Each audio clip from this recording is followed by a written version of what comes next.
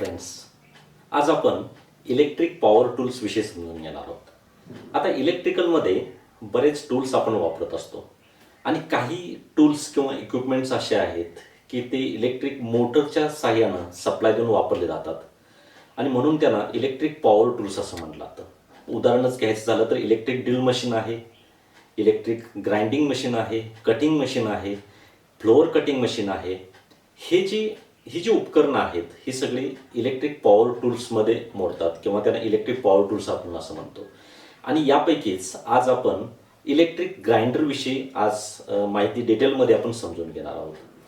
Electric grinder, आता grinder जर विचार केला तर ग्राइंडरचा उपयोग आपल्याला सगळ्यांनाच माहीत आहे. एखादा पृष्ठभाग गुळगुळीत करण्यासाठी त्याच्यावर असणारा बर असेल किंवा त्यातला काही भाग काढून टाकायचा असेल तर अशा ठिकाणी आपण ग्राइंडरचा वापर करतो. ग्राइंडरचे दोन मुख्य प्रकार पडतात. एक मॅन्युअल ग्राइंडर जो हातानं फिरवून आपण वापरत असतो. अलीकडच्या काळामध्ये फारसं कुठं ते बघायला मिळत नाही. अजूनही तुम्ही जर आपल्या परिसरामध्ये, शहरामध्ये किंवा गावामध्ये धार लावण्यासाठी म्हणजे चाकूला, कात्रीला धार लावण्यासाठी सायकलला लावलेले जोडलेले ग्राइंडर पण असते. म्हणजे सायकल घेऊन काही जण येतात आणि धार लावून देतात. ते जर बघितलं असेल तर तो आहे मॅन्युअल ग्राइंडर. एक छोटंसं उदाहरण त्याचं. आणि तसंच मॅन्युअल ग्राइंडर पूर्वीच्या काळी वापरले जात होते. आज फारसे मॅन्युअल ग्राइंडर वापरले जात नाही. आणि दुसरा मुख्य प्रकार आहे तो म्हणजे इलेक्ट्रिक ग्राइंडर जो इलेक्ट्रिक सप्लायवर मोटरच्या साहाय्यानं तो ग्राइंडर फिरवला जातो, ग्राइंडरचा व्हील फिरवला जातो आणि त्याच्या साहाय्यानं पृष्ठभाग गुळगुळीत करण्याची किंवा ग्राइंडिंगची क्रिया केली जाते. आज आपण इलेक्ट्रिक ग्राइंडरविषयी समजून घेणार आहोत. इलेक्ट्रिक ग्राइंडरमध्ये परत 3 प्रकार पडतात.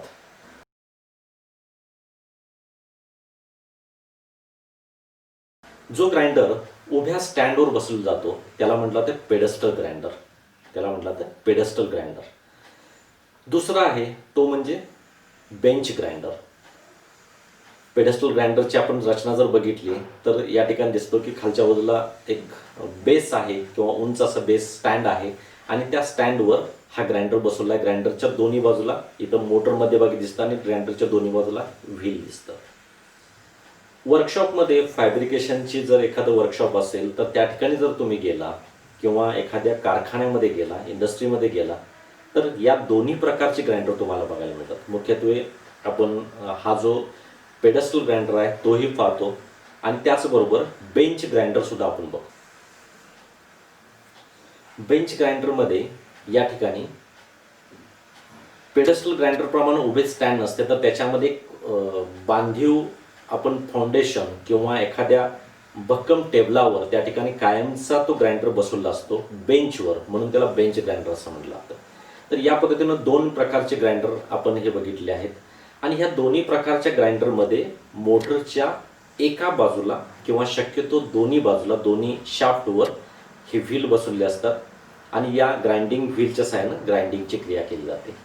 आता इथं आपण रचना बघतो तर या ठिकाणी आपल्याला दिसतं की ग्राइंडिंग व्हील आहेत. त्या ग्राइंडिंग व्हीलच्या खालच्याच बाजूला छोटासा बेस दिसतो आपल्याला, ज्याच्यावर आपल्याला टूल म्हणजे आपण जे जॉब आहे, छोटा जॉब जर असेल तर तो जॉब उचलून आपण त्या ठिकाणी ठेवू शकतो. त्या स्टँडवर आपण रेस्ट करून ग्राइंडिंगची क्रिया आपल्याला व्यवस्थित करता येऊ शकतं. म्हणजे जॉब ग्राइंडिंग होत असताना जॉब हलणार नाही किंवा त्याचे जे मेजरमेंट्स आहेत ते चुकणार नाहीत, यासाठी त्या ठिकाणी बेसचा आपल्याला सपोर्ट घेता येऊ शकतो.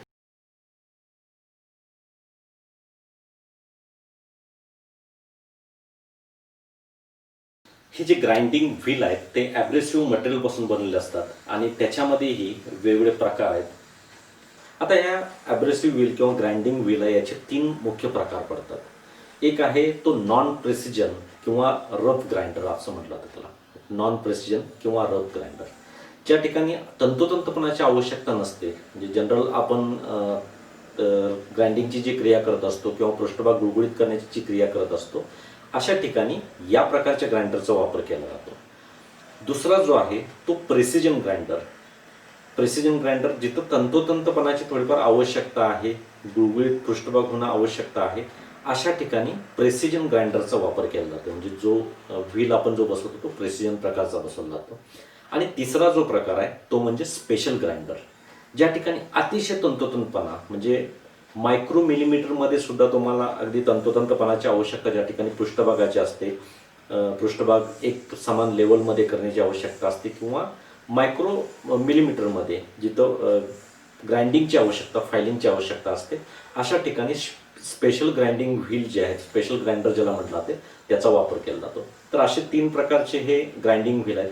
आपण इलेक्ट्रिकलमध्ये किंवा फॅब्रिकेशन वर्कमध्ये आपण जे वापरतो ते नॉन प्रेसिजन ग्राइंडर आहे किंवा रफ ग्राइंडर आपण ज्याला म्हणतो. आणि जिथं अगदी तंतोतंतपणा थोडाफार आवश्यकता आहे त्या ठिकाणी आपण प्रेसिजन ग्राइंडरचा वापर करू शकतो. तर आजच्या या पार्टमध्ये आपण पेडस्टल ग्राइंडर म्हणजे काय आणि बेंच ग्राइंडर याच्याविषयी आपण माहिती जाणून घेतली. जे इलेक्ट्रिकलसाठी काही प्रमाणामध्ये वापरले जातात. इलेक्ट्रिकलच्या कामामध्ये जसं सांगितलं की फॅब्रिकेशन वर्क जर असेल, पॅनल बोर्डचे कामं असतील, मोटरच्या किंवा उपकरणाची एखादी बॉडी, मेटल बॉडी बनवायची असेल, तर अशा ठिकाणी या प्रकारच्या ग्राइंडरचा वापर होऊ शकतो इंडस्ट्रीमध्ये. जे प्रोडक्शनमध्ये किंवा प्रोडक्शन करत असताना या प्रकारच्या ग्राइंडरचा आपला वापर करता येऊ शकतो. तर या दोन्ही प्रकारचे ग्राइंडर आपण बघितले. आणि तिसरा महत्त्वाचा अजून एक ग्राइंडर आपण बघणार आहोत तो पुढच्या व्हिडिओमध्ये. तर तो कोणता आहे? तर तो आहे पोर्टेबल ग्राइंडिंग मशीन. तर पोर्टेबल ग्राइंडिंग मशीनविषयी पुढच्या पार्टमध्ये आपण डिटेलमध्ये समजून घेऊ. धन्यवाद.